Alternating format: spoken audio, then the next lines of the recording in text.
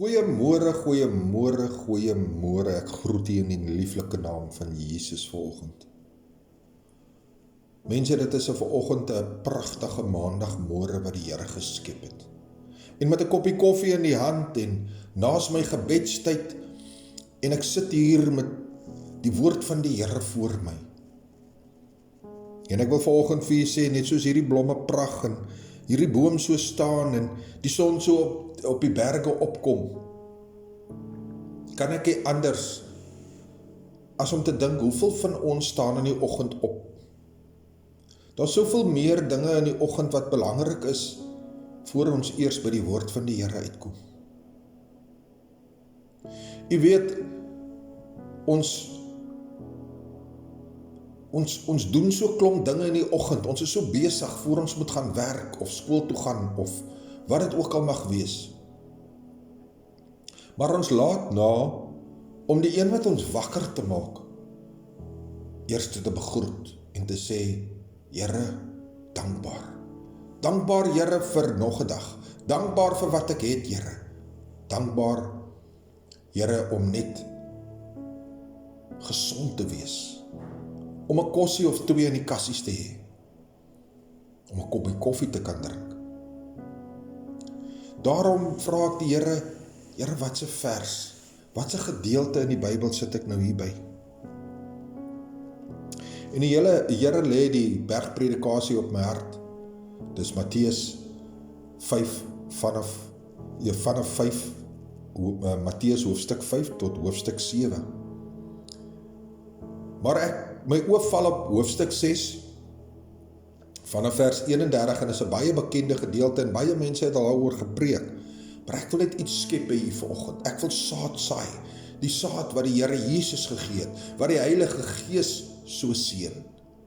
En dit is die volgende, vers 31. Daarom moet julle nie kwel en sê, wat sal ons eet? Of wat sal ons drink? Of wat sal ons aantrek nie?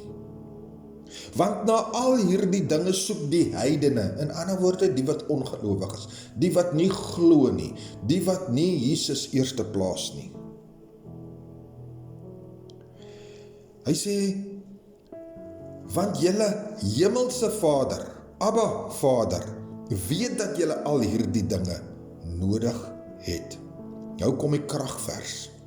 Maar soek eers die koninkryk van God en sy geregtigheid. En al hierdie dinge sal vir julle bygevoeg word.